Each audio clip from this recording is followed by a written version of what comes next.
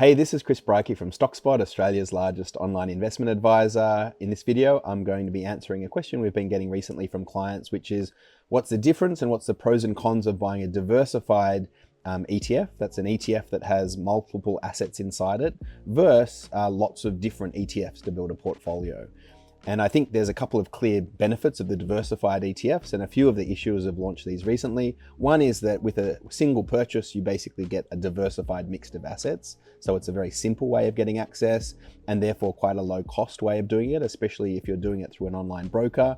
It's also a very hands-off approach because the asset allocation gets managed for you, and therefore you can just buy an asset allocation that matches your risk profile.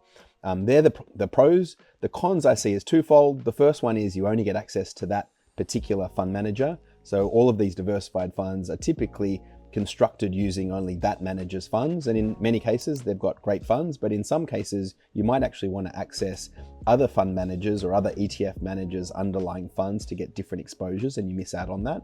So you actually lose diversification benefits across different fund managers. The more important disadvantage, I think, and one that's very hidden away and most people don't really talk about, is there are some huge tax complications of buying these diversified ETFs because they're actually not constructed using lots of different ETFs. In most cases, they're actually constructed using a range of different unlisted funds. And there's a big difference between ETFs and unlisted funds, and that's around tax. If you're invested in an ETF, you never pay the tax that's caused by other people coming in and out of your ETF. You know, it's an amazing tax benefit of owning ETFs is you only have to pay your tax liability. However, these diversified ETFs are actually using unlisted managed funds.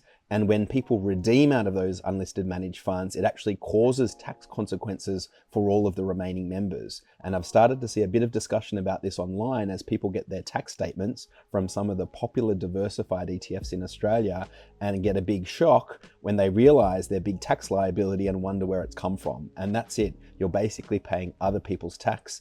Over the long run, this can really compound to have a big impact on your returns. And so it's something you really need to be considering and really weighing up against the benefits if you're considering one of these diversified ETFs. And that would be the pros and cons of diversified ETFs if you're considering buying them in Australia.